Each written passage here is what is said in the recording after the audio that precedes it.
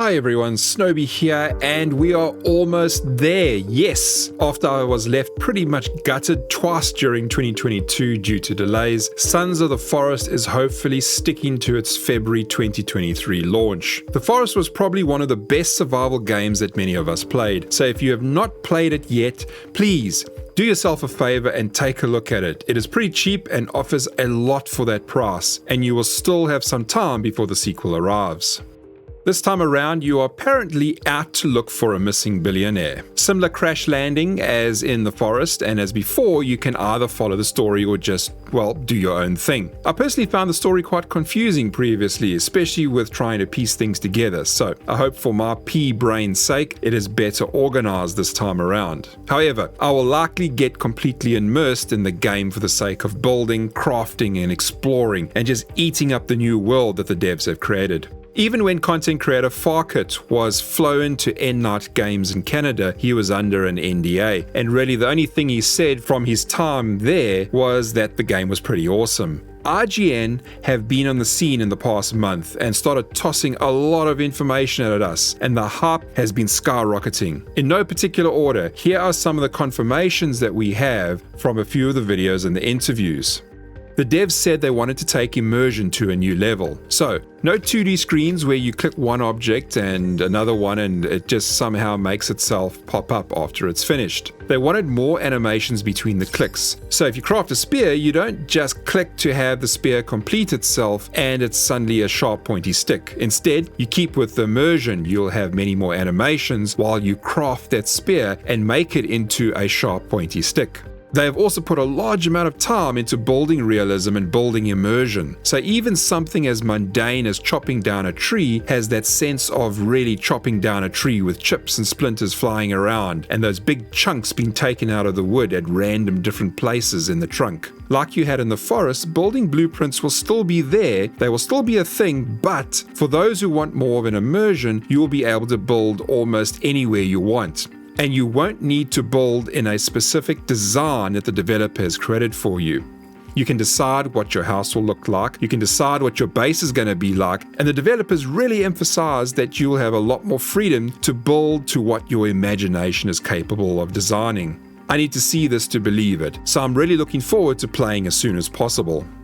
The Forest had many enemies in the game. However, besides those and any other co-op player that you wish to play with, you were basically on your own. Bring in Sons of the Forest. While we knew it seemed like certain NPCs would be able to interact with us, we didn't really know as to how much. Now we know that they are an integral part and you can potentially spend a lot of time with them and interact with them. They will fight by your side and also go exploring. IGN said that one of the NPCs called Kelvin can make life easier for you by fetching materials, such as rocks or wood, and even cutting down trees. This will especially help single players to have a slight bit more of a co-op type experience. You can treat him well, or you can treat him like a slave, and he will react to that. You could also get rid of him if you wish to.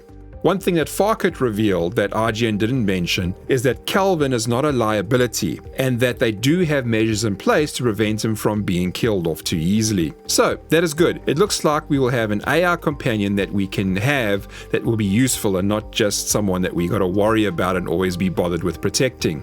Virginia is another AI that you can recruit over time. Treat her right and she will join up with you. Those are the only ones that we have seen so far, but the devs have indicated that there are other NPCs that you will be able to interact with, even if it is just for the sake of getting information from them. You never know that maybe certain mutants that we have seen in the trailers could also be recruited. We just assume that they are the enemy. This would actually be pretty awesome. Unlike The Forest, the game has seasons that you will cycle through. For example, you will move from summer through to autumn and then winter. However, it won't be a very fast change. You won't wake up one day and find that, well, it was summer and now it's suddenly winter with the snow outside. There will be a noticeable change as a kind of warning, and the game will give you subtle hints that the seasons are changing. I'm sure that this will certainly bring a whole new level of strategy with building your base, storage for the cold months, and whether crops will be available all year round or not. For example, the devs said that the berry bushes will not have any berries or will have very few during winter, or water sources will freeze over and you will need to figure out what to do about that, and also the fact that now fish is something that will be scarce or non-existent. Even the local mutants and tribes people will adapt to how they interact with you, or how they venture out and how far they venture out depending on the season and the weather.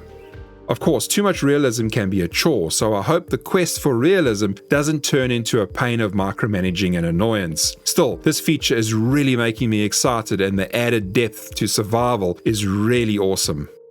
Apparently, the new map is around about 4 times the size of the old forest map.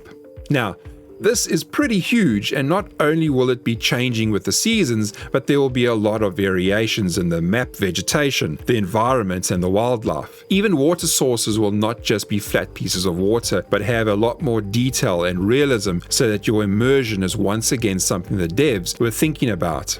They claim at least 5 times the number of different trees and much more vegetation spanning over the whole island. In some places you will certainly feel like you are standing in a forest. One dev estimated that in the forest the total number of trees and bushes was around about 40,000 at any given time, while in Sons of the Forest it is closer to 2 million. Sons of the Forest is claiming a large increase in AI decision making. The tribes, the cannibals, and even the wildlife have numerous more reactions and ways of dealing with you. Coupled with this is now you are mixing with different factions and tribes. They remember how you interact with them and what you do, and in turn, this can influence how they respond to you, the invader. They don't only have fear for you or hate, but other stats now come into play, such as how religious they are or how much leadership they have. Various mutant tribes can be brought into contact with one another, and if they are not on good terms, it can potentially even cause a battle to break out. You have decisions to make, like should you maybe kill off one group, or maybe thin them out, as you would prefer to deal with the other tribe. If the cannibals feel that maybe you are becoming too strong, they will now start to wear armor, and will also try to take matters into their own hands and attempt to eliminate you. What I don't know yet is whether you can actually have real alliances, so time will tell. It is scheduled for some time in February, so without any delays, it is just a few weeks away. I believe this is going to be one of the best survival horror experiences that we have ever played. Thanks for watching everyone, and I will see you in the next one.